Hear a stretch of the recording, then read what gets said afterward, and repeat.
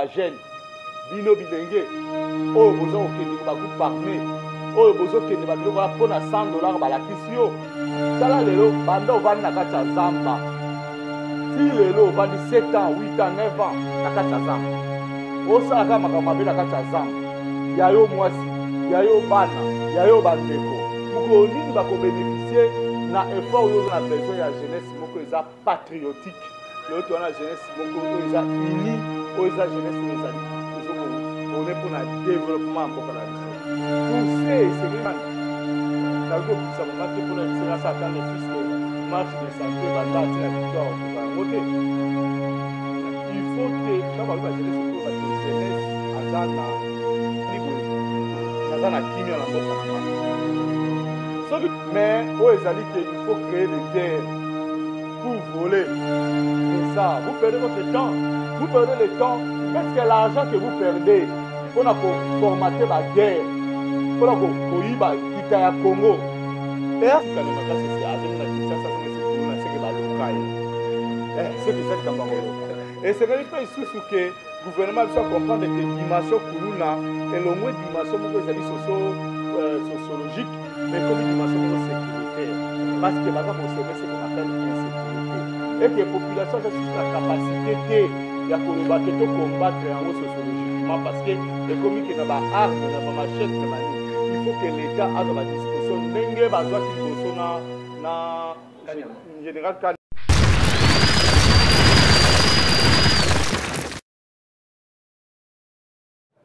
Bienvenue mesdames et messieurs, oui malamu na tomanola ya mokona lelo tosepeli makasi kokutana susu na bino tomesana chaque rendez-vous na bino na PST télévision et puis Matata TV, YouTube et puis Parlement des croyants toujours YouTube. Bah congolais goza libanda et puis ranger na ba téléphone parce que on diamboka na ça qui message na il y a cela 3 jours. Déranger et tout manuel la paix et réagir. Baki na ko réagir na n'importe qui de bobi que na tout manuel na la rabino pour ba invité des marques. Oyo soki na silise mission na bango ozala toujours ya kosepela tozali kozela ye parce que azalaki un peu libanda ya capitale aye ye na ye koyeba komaniola mwa malamu maloba ya mokonzi ya mboka oyo asengi na bakongolais nyonso bazala mobiliser face ya agression oyo ezali imposé parce que eza biso tosengaki yango te baimposé biso yango na bandeko ya Rwanda bomba susite totanga kongo parce que bango nde bayebani ke baza baadversaire na biso batami na nsima ya bandeko na biso ya M23 mais avant tokota na mama ya masolo na biso oyoka nanu extrait ya message ya mokonzi. C'est parti. En réponse à la forte demande de la jeunesse, j'invite celle-ci à s'organiser en groupe de vigilance en vue d'appuyer et d'accompagner et de soutenir notre forces armées, nos forces de défense dans l'accomplissement de leur noble mission.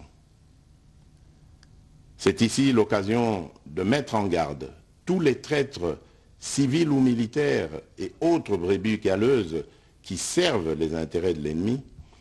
Ils seront exposés à la rigueur de la loi en ayant le juste châtiment que mérite ce genre de comportement. En outre, tout en renouvelant mon appel lancé à nos jeunes qui en ont la vocation de s'enrôler massivement dans nos forces armées. Je réitère l'instruction faite au chef d'état-major général d'accélérer à cet effet la mise en place de centres de recrutement à travers les 26 provinces que compte notre pays.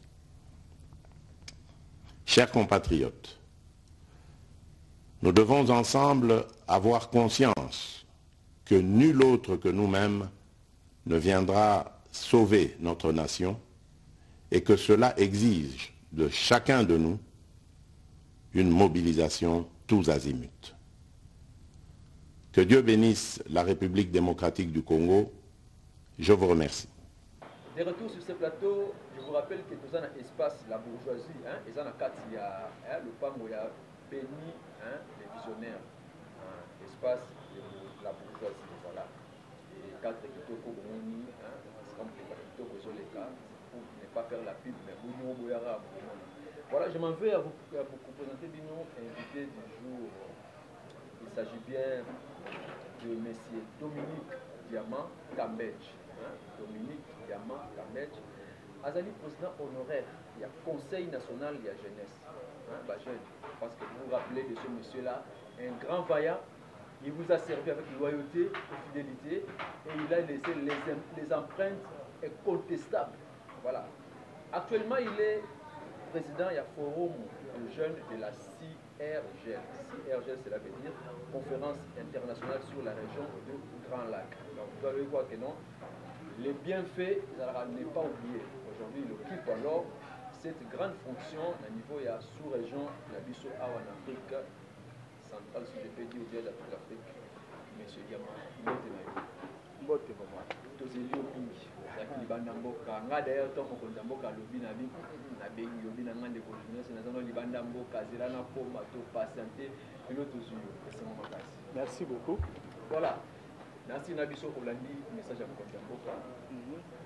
D'abord, en général, vous trouvez Mboka parce que l'autre va trouver le lot décisif, déterminé avec son message. Bon, en fait, impression nanga ezala kite yende azali numéro 1 oyo ba congolais nyonso ba pesi confiance balobi yende molobeli ya ba congolais. Oh, ce qui a lobby te ba congolais nyonso ba sengi kolanda surtout ce que ezali na intérêt ya Congo pe na intérêt ya ba congolais. Message à mokonzi ya mboka namonaki yango ezalaki message moko responsable, un message décisif, un message d'un homme engagé pour l'intérêt ya peuple na ye. Oyebi ndenge Bible lobaka le bon berger donne sa vie pour ses brebis. Soki boza na mokonzi ya mboka oyo azali prêté ya kobate ngai fona kufa pona ekolo ngai fona kufa pona na ba congolais eza mwa passe. Mais message oyo tomonaki te mokonzi ya mboka asedonaki alobaki ke aza prêt na oyo nyonso koya mais po te Congo ezala na kimia et que ba congolais bazala na kimia. Voilà, c'est une grande réaction, une très bonne réaction de votre part. Beaucoup plus, les politiciens vont interpréter le message de Mokonzi Mboka dans la politicien. La population peut interpréter dans la population. Les jeunes peuvent interpréter dans la jeune. Est-ce que vous avez l'idée il y a beaucoup de gens qui sont surtout tant à évoquer jeunesse. Bon, na message à mokonzi ya mboka abeleli mobilisation générale. Na mobilisation générale ngolo bateke congolais nyonso totika Kinshasa, totika Bandundu, totika Équateur, totika Kasai, totika Kindu biso nyonso tokende na Bunaganda to na Buju biso nyonso tokona kubunda kuna. Ngolo babongo te. Quand on dit mobilisation général, c'est un message psychologique. Voilà. C'est un message politique. Et nous avons dit que les Congolais sont place bavandi bakamata likambo yango lokolo eza ya bango. Attaque na Kinshasa et lokolo sa mateme ba okufa kuna baza ba Congolais. Et que ceux qui mobulu eza na est ya Congo, ils ont empêché le gouvernement na biso à travailler malam. Pe ezali ko permettre que évolution toki ko sala développement toki ko sala to sala ngo malamu parce que okomona misusu mbongo ebele okende kuna na ba effort de guerre mbongo wana yango peut-être ekoki ko sunga biso pona gratuité ya enseignement mbongo wana ekoki ko sunga biso pona programme ya chef de l'État sali sur les soins de santé pour tous mais mbongo wana le canaliser pona intérêt ya ba congolais ekoki ko kende pamba pona bitumba oyo ezangi même tina yango tant chef de l'État la mobilisation ngo baté Congolais sont place à Zouami, à Baté non. likambo nga place nazali ata mundu keleli epa na nga te mais nafungola misu nazala vaillant nakengela mboka nakengela congolais esika zwami natala mambi nini oyo ezali koleka na kati ya mboka oyo nga naza content nango te na dénoncer pour na intérêt pe pour na sécurité ya mboka. Voilà l'idée générale ya mokonzi ya mboka nde ezalaki yango wana. Tomoni, je ne sais pas si on aura pour la première fois, mais on dira toujours que les chefs d'État attirent accent sur la jeunesse. Il y a aussi que le leader d'opinion de la jeunesse interpellons comment mokonzi ya mboka asilisi message ça pour autant abeta sete na ba jeune. Mais mokonzi ya mboka aza na raison kobeta sete pour la jeunesse. Parce que bino moko boyebi te babi la population congolaise est en majorité jeune. Et que la jeunesse c'est la vivacité, la jeunesse c'est la force. Lelo yo kozwa te na ko bisa mama nga te azala 40 na 91 na pona biseke akende bunda guerre kuna na Bunaganda. Na ko bisa mama te pona biseka sa atane fiske marche de santé banda atina victoire ko yango te. Il faut te ka ba ba jeunesse ngo ba te jeunesse azana capacité il y a pour se mobiliser pour nous battre guerre au fait du malamboka la biso. Pourquoi tu appelles la jeunesse? Parce que d'abord armée na biso est constituée na jeunesse. Il faut que la jeunesse soit dans la carte armée base conscience que ce sont des vaillants héros. C'est que bango ba mi pesi pour nous défendre mboka ti na dernière énergie na bango. Faut base conscience ils peuvent pas céder. Et puis, la rébellion, ce sont des jeunes, des fois des jeunes congolais manipulés par les étrangers. Et on a dit pour ça message na ba jeune nyonso, baza na ba groupe armé dirigé par les étrangers. Pour la rebisa bango que ne faites jamais confiance aux étrangers. Ils ont besoin de vous parce que bazuina nous o baza nango posate. Mukolo bakozwa o bakozala nango posa bakozala su na posa na binote bokozala danger po na bango bakobwakisa bino bakoluka bandeko na bango batia pembeni na bango. Alors bino ba jeune nyonso tout oyo bozali pembeni na ba M23 boza pembeni na ba groupe armé dirigé par les étrangers bolanda lelo malamu bolo bate étranger wana azana posa na yote aza ko manipuler yo pona na zui oyo yaza nango posa te mokola kozwa oyo yaza nango posa akomona ke yo za susu na tina te pe ako sacrifier ndenga sacrifier ki bandeko na yo ba congolais. Nde message wana pe chef de l'état a envoyé na bandeko na biso ba jeune oyo baza na ba groupe armé poko la koloba na bango bobima na ba groupe armé parce que groupe armé on eza ko servir mboka te. Les alliés qui servi ba multinationaux to lobaka pe les ont servi ba étrangers. Les autres pour servir ba la mboka te. Donc le message du chef de l'État les gens non seulement ya continuer ba passer rouler l'armée ça peut conscientiser. Voilà, ba o pe bazana ba intention ya okela ba groupe armé to ba o bazana déjà ba groupe armé to ba o ba congolais o bazana ko collaborer na ba étranger pour ko déstabiliser leur propre pays. Ba comprendre que les jours où bango ba kozana na accès na mboko bazana na posa na bango te ba koboka bango musika. Donc vous devez comprendre ngo ennemi aza moninga na yo te. Ennemi ogo pese confiance te. Ennemi ogo akolobate yakanga na sunga yo parce que ça ennemi na yo. Donc vous devez savoir ça bino ba jeune. Bino bilenge. Oyo boza okende ko ba groupe armé. Oyo bozo kende ba biloko la pona $100 ba lakisi yo. Tala lelo banda ovandi na kati ya zamba. Ti lelo ovandi 7 ans, 8 ans, 9 ans na kati ya zamba. Osala kama mabe na kati ya zamba. Yayo mwasi, yayo bana, yayo bandeko. Muko nini bako bénéficier na effort yozo sala na kati ya mboka pona intérêt ya mboka. Vi mobimbe komi na kati ya zamba. Même mbongo bazo pesa yo wana, ozoli yango na kati ya zamba.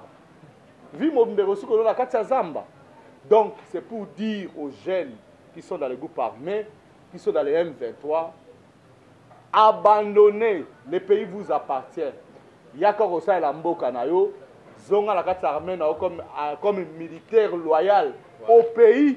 Voilà. Et défends ton pays. nde toza na posa no mpo na ntina wana toza na posa na yo te mpo ozala pion mpo na baétranger mpo na kodestabilize mboka ya yo moko obosani te ke yo oza na zamba yo oza pigme otiki tata na yo otiki mama na yo otiki bandeko na yo place bato wana baétranger baza kobombarde mpo bakoboma bandeko na biso eza normal te. Voilà, je pense que cette émission est bonnement suivie parce que toujours les cas na bouquet Canal Plus, je pense que bandeko boza libanda tolanda ki pe ba vidéo botinda ki boza na ba France, ba États-Unis, ba Allemagne botinda ba vidéo na bino mais il y a une grande question qui se pose, monsieur Diamant. Le chef d'État a sali appel la jeunesse. Mais avec quelle jeunesse? Yo kamba ki ba jeune pour les qui ozalaka président et conseil national de la jeunesse depuis que on a eu pour ça la publicité na outi. Il y avait quand même une jeunesse là motivée, une jeunesse exemplaire. Mais les lots, nous avons presque une jeunesse à 75% pour nous, surtout ville à Kinshasa. Est-ce que le chef d'État va à propos d'un obstacle de mon côté, on n'a pas encore lavé la mémoire, il y a des jeunes, est-ce que le chef d'État maintenant à la face, il y a quelle jeunesse? Voilà. Bon, on a fait ezali et le comment on a motuya pour que mboka na biso pe et comprendre que les lots qui m'a comme belé comme les biso na mboka c'est parce que la jeunesse a été abandonnée. Voilà. C'est parce que la jeunesse a été abandonnée à elle-même. Ça a permis à Monguna à kota abana ko manipuler jeunesse na biso atinda jeunesse na makamunyo so mabe le lota to mona ki ma biloko ebele bimaki oyo ba filimbi ba lucha banini ezalaki Monguna mutabalaki ko utiliser tout ça mais le lot oza na besoin na yango te. Le lot oza na besoin ya jeunesse moko eza patriotique. Le lot na jeunesse moko eza uni oza jeunesse ezali ezoko on est pour le développement mboka na biso. Pour c'est que l'État congolais a des moyens pour accompagner la jeunesse naïe. Pour que la jeunesse naïe, ni la jeunesse a sénégalais ko sala pour l'intérêt à mboka. Pour le lot ce qui le lot kulu na wana bo loba. Ce qui le lot est en plein. C'est à cause il y a abandon à cette jeunesse wana. C'est parce qu'aujourd'hui quand même il y a eu initiative lelo bobondi bakuluna ba kozwa bango ba memamo na kanyamaka cc ba kolakisa bango ndeni ba kosala misala tout ça lelo ceux qui pénal lelo jeune auti kanyamaka cc azongi na Kinshasa azongi su kuluna c'est que ba lokai c'est que ça kamba loka et c'est que pas sous que gouvernement doit comprendre tes dimensions kuluna et l'ongwe dimension moko ezali sociologique mais comme une dimension sécuritaire. Voilà. Parce que c'est ce qu'on appelle insécurité. Et que la population a la capacité de combattre sociologiquement parce que comme il y a des armes, des machettes, il faut que l'État ait à disposition général Kanyama. Voilà. Moi, je suis d'accord avec ça. Comment nous tous, nous sommes de la société civile, nous sommes des droits de l'homme. Voilà. Quand ça profite à eux, ils interviennent. Comment un assassin, vous arrêtez un assassin, les droits de l'homme va dire que non, c'est les droits de l'homme, c'est les droits de l'homme. Ça n'existe pas. Nulle part au monde, ça n'existe pas. Nous, on est tout à fait d'accord que l'opération au général Kanyama, parce que vous savez, cette situation de l'insécurité dans le Congo, voilà. Cette situation, il y a Bitumara Tamboka Nabiso, ils ont profité de la tébélé. Bango baza sécurisé. Tout ce que mon nani na situation à Kuluna boyoka déjà étranger moko boy Kuluna katié. Bosi boyoka loi étranger moko boy Kuluna kati chinois, akati américain moko, akati français moko. Parce que ils sont bien protégés. Kole quand même bana mboka. Mais en biso de sengi que congolais doit d'abord le gouvernement biso sengi abattre la mingi bana mboka que ba étranger. Mais Kuluna wana, ce gouvernement a besoin de que les autres mboka en danger. Ce cas où mesure de wana parce que ce sont des assassins. Quel droit de l'homme doit venir défendre un assassin? C'est que vous êtes complice.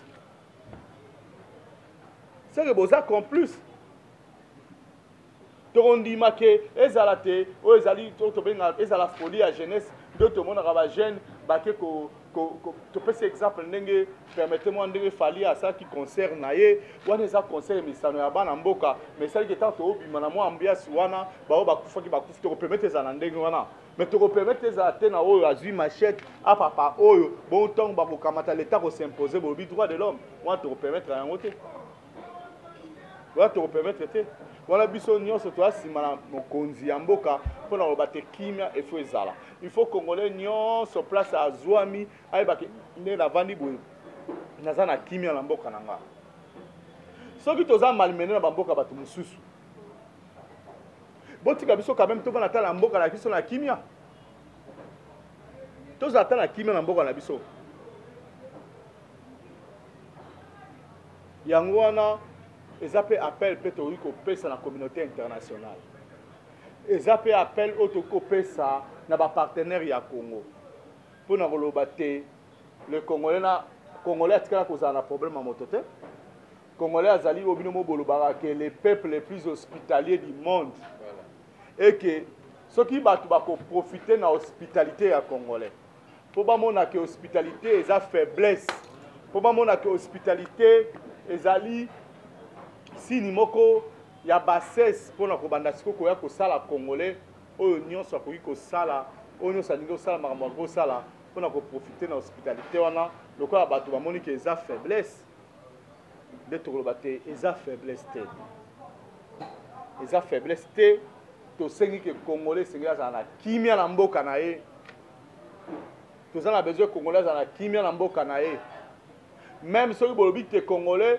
Congo eza na kita ebele eke kita wana eserveli esunga pe bato mususu ya monde entier oui kita wana esengeli kosunga bato mususu ya monde entier mais tosala yango mpe nde tosali na bamboka mususu nde tosali na Brésil babi Brésil baza na forêt na bango forêt wana ekoki koprofite na monde entier Amazonie alors Amazonie bokata te à retour de ça il y a un fonds de contrepartie pour que bino bokata la forêt mais mbongo bozwa pe bo se vivre nango ah oui eza malamu mingi nde pe bakoyo ba Congo lokwa aza na kolte belé ndenge ni tokotala to signer contrat na gouvernement congolais pour que monde ezwa kolta wana pour que kolta ne servir monde entier mobimba et que ba congolais va se retrouver lelo na 21e siècle soki ba occidentaux na 21e siècle soki ba partenaire na biso bako utiliser formule oyo roi Léopold a utilisé qui ya koloba te congolais il faut que ozwa caoutchouc soki okokisi kanti na caoutchouc te bakati yo loboko en plein 21e siècle si vous allez utiliser ce système là pour dire que on a besoin de coltan pour avoir le coltan il faut tuer les congolais. C'est que vous êtes des faibles, c'est que vous réfléchissez très mal. Le coltan est là, le diamant est là, le cuivre est là. C'est à la portée de tout le monde.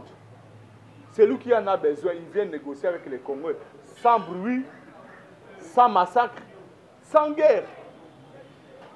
Et toutes ces histoires que nous avons au Congo, nous d'ailleurs nous n'avons pas les usines ici pour les transformer. Tous en apportent ça à partenaire, on va les transformer. Partenaire nous sommes en poste à richesse à Congo. Eh bien, à cause de la richesse à Congo, à selon le gouvernement congolais, à la richesse, à Kenango, à Salango, à se retrouver. Les Congolais peuvent se retrouver dans Yango. Wanande Torosenga. Mais il faut créer des guerres pour voler. Mais ça, vous perdez votre temps. Vous perdez le temps parce que l'argent que vous perdez pour formater la guerre.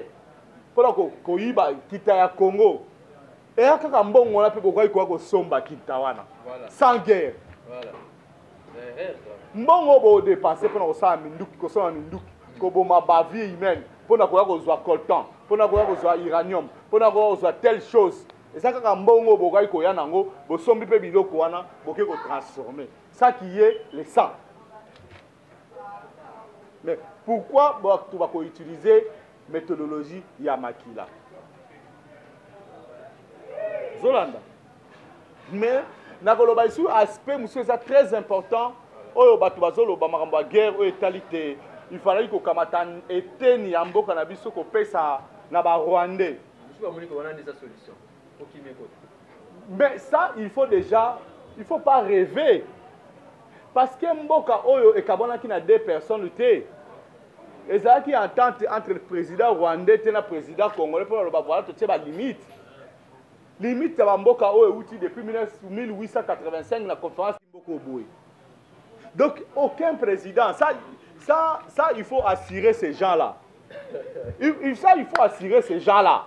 C'est-à-dire, aucun président, que ce soit Mouzé Laurent Désiré Kabila, que ce soit Joseph Kabila, que ce soit Fatou Tshisekedi, Félix Antoine Tshisekedi, aucune personne n'a le droit de traiter, dire que voilà, moi je fais un accord, je te donne une partie, 1 centimètre du Congo. Moi je vais refuser.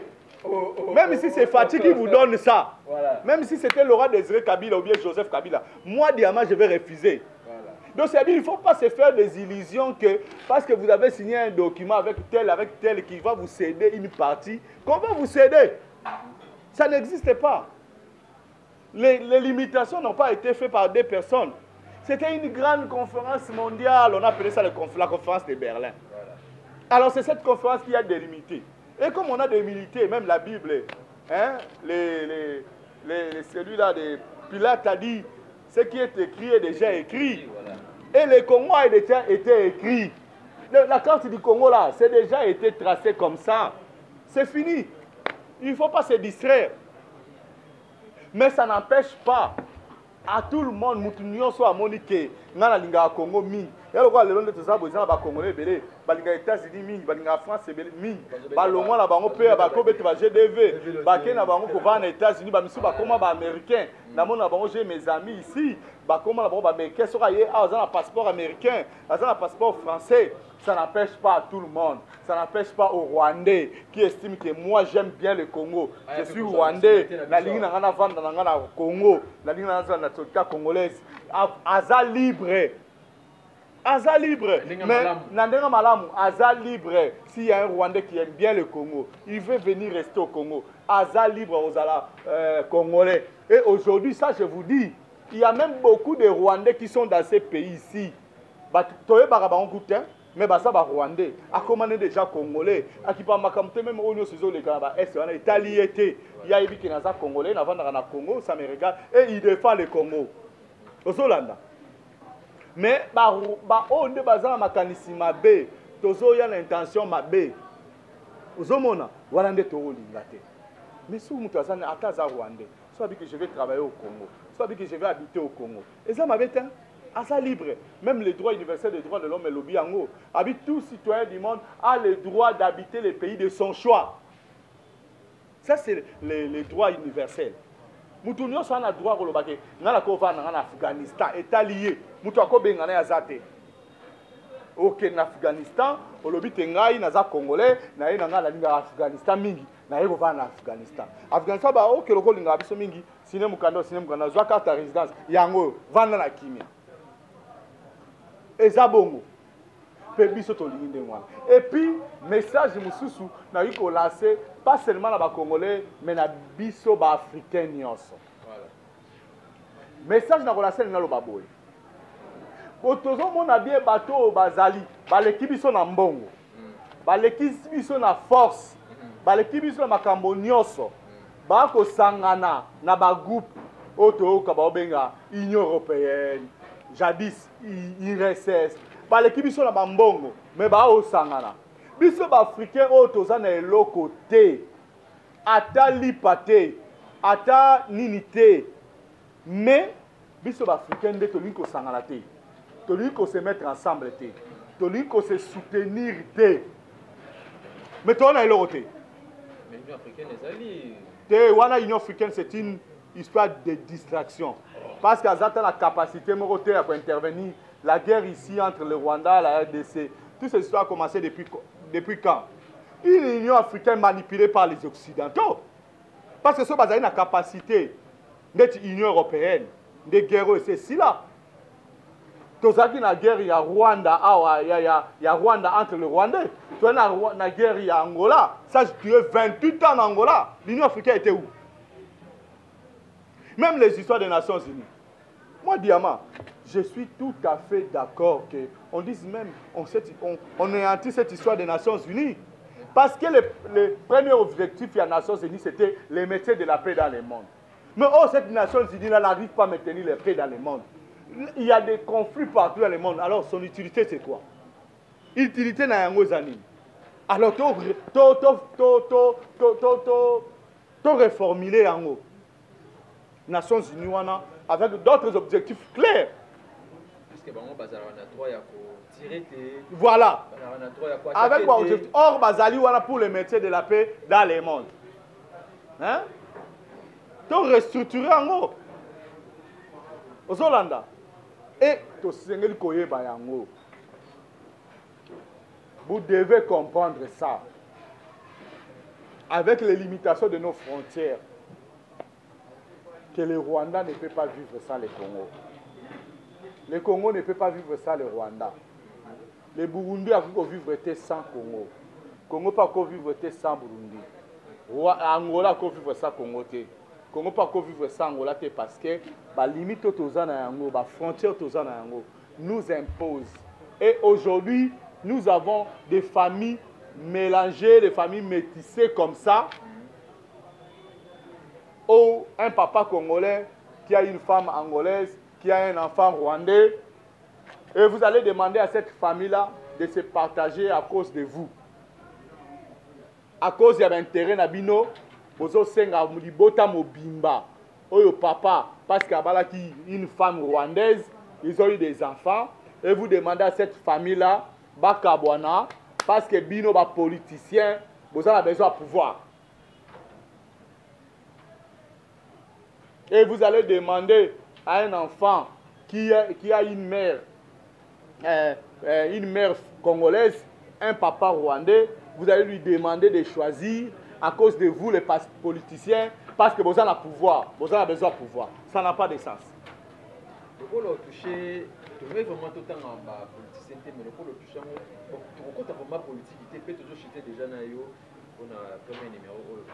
Mais quand tu as un message à 5 IP, na ba leader nyonso politique ba se passé ba bossa na nani ke ngai interne ngai parti somolo tout le monde se focaliser na nous ya ko résoudre na nous qui mieux kota na est-ce que ça likansi malamu bon eza likansi malamu te pourquoi parce que tolobaki ke abiso nyonso te guerre réseaux na est tobi ba commanditaire rebelle bazana Kinshasa tolobaki yango te est-il le preuve ezala te preuve ezali ba preuve ezali ke ba commanditaire rebelle voilà ba commanditaire rebelle bazana Kinshasa donc quand babito se surpasser wana ngolo bate yo sondima oboma population o evotaka yo pose à la députée population o evotaka yo pose à la seko yo ozali mais okamati otieli bango groupe armé po yo ozala toujours na pouvoir à Kinshasa parce que c'est comme ça que ça se passe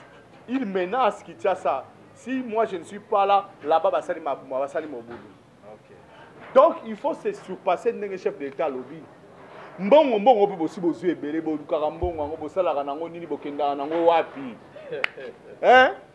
Mbongo bozo luka tozo mona pe place zo changer situation sociale ya congolais té. Tout se surpasser. Kimia et les kinyoso. Vous savez à l'état d'insécurité hein, tout le monde est à l'insécurité. Même celui qui sème l'insécurité. Lui-même. Il n'y a pas à l'insécurité. Oui, oui. À l'état de guerre, même celui qui a des armes lourdes, lui-même est à l'insécurité. Aux Hollanda, il y a tout se surpassé. Le monde à l'élo, et c'est ce monde où il y a des gens qui font des salaboué. Le monde à l'élo, c'est ce monde qui il faut des machettes pour des salaboué. Non, tout ce qui est kimia. Kimia est contre la mité mabatu. Kimia est contre la mité mabatu. Balo bate en tout cas na uki oboma batuka ate ponga na linga na zala.